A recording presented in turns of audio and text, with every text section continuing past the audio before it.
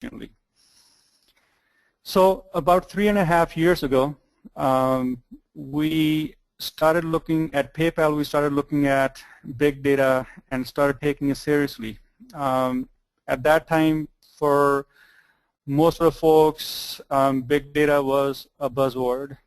It was a new emerging hype, you can say, in the industry. And there were a lot of doubts around if this is a real thing or not. And I can truly tell you, after embracing the new tools, we realized that it is a reality actually. It's not hype anymore, right? So when we started putting together a strategy about 3 years ago, how to bring in big data into PayPal, there were questions rising. How do you really define big data? What is big data? So when you put together a team of diverse people, because you'll need diverse talent to put together a successful solution, there's different thoughts that come into your mind. For some folks, big data is about storage. It's about storing petabytes of data. For other folks, it's installing thousands of machines in a cluster. If you talk to data scientists, they are thinking about diverse analytics and so forth. But then if you take a few steps back, what does it really mean for the business, right? So far, the aspects that I talked about, those are very low-level aspects. Those are the aspects if you start looking in silo. So to the business, what really big data means is that the ability the system is going to give us to come up with a large number of rich characteristics. By rich characteristics, I mean is the rich, intelligent data points that you can feed into your decision systems to make accurate decisions, right? So that's, in the end, that's really what it means to your organization. Now, looking at the timeline, if we look back about a few years back, even not too long either, as the online ecosystem became more is being used by consumers more, there are also bad people emerging into this space, right? So there are different types of data we started collecting. There are more channels through which you can go online. You can go through web browsers, mobile phones, and so forth.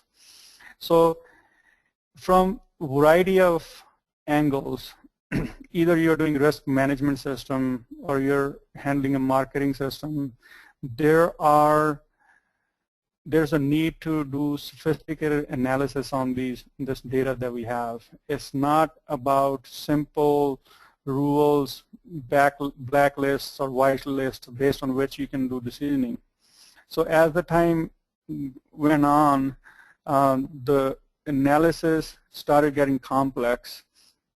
At this point, we are at the juncture where we are doing a lot of history analysis, but really analytics is moving more into social graph analysis. Not that people don't do social graph analysis. There are companies who does that, but it's not a mainstream analytics as of yet.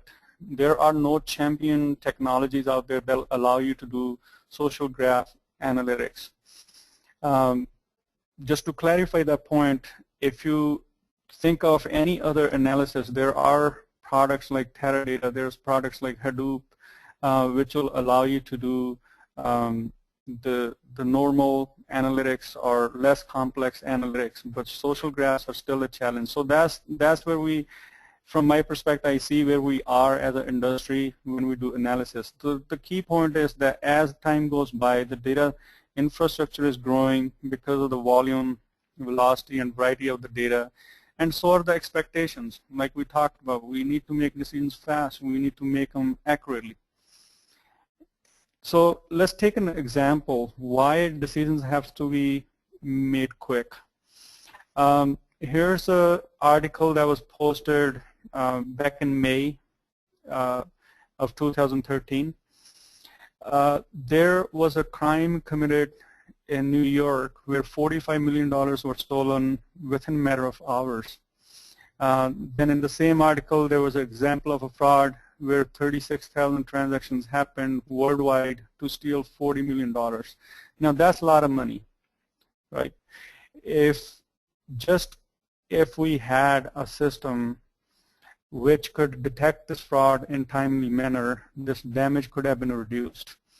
So really what we are talking about is if you could react to this fraud fast enough, the faster you react to the fraud, the higher the business value you give. So there's different type of actions. You can have preventive actions.